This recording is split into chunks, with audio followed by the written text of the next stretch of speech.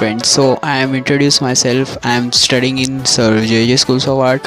तर मित्रांनो, आज आपण ऑब्जेक्ट ड्रॉइंग या विषयावर बोलणार आहोत. ऑब्जेक्ट ड्रॉइंग करताना आपण दोन प्रकारच्या पेन्सिल आहे मला माहिती आहेत, ते मी सांगतो.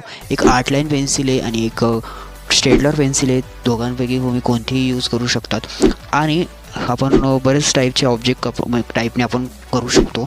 जसं की मला दोन माहिती आहेत ज्या करू शकतो आपण एक्झाममध्ये, त्या चालतात.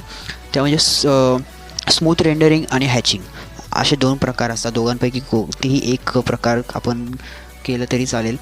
तर आज आपण स्मूथ रेंडरिंग पहिले करणार आहोत आणि स्मूथ रेंडरिंगसाठी आपण आर्टलाईन पेन्सिल यूज केली तर बेटर राहील आणि हॅचिंगसाठी तुम्ही स्टेडलर यूज केली तर खूप बेटर राहील.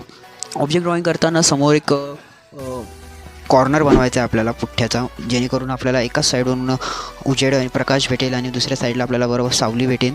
तर या प्रकारचं असं कॉर्नर बनवायचं आहे आणि ऑब्जेक्ट ड्रॉइंग करताना दोन्ही एक साईडूनच उजेड पडेल अशा प्रकारे बसा, लाईट अशा प्रकारे चालू ठेवा. सो इम्पॉर्टंट पार्ट इज की आपल्याला ऑब्जेक्ट ड्रॉइंग हे एका तासातच कंप्लीट करायचं असतं एक्झाममध्ये. त्या पद्धतीनेच डिटेलिंग करायची आहे आणि म्हणजे एका तासामध्ये जेवढं करता येईल तेवढं करायचं आहे, पण ओव्हर पण नाही करायचं आणि व्यवस्थित कंप्लीट करायचं आहे.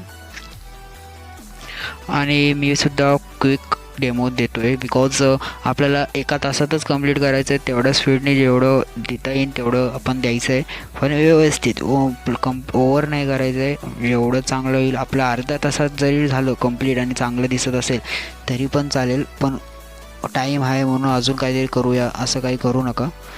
सो आपण स्टार्ट करूया.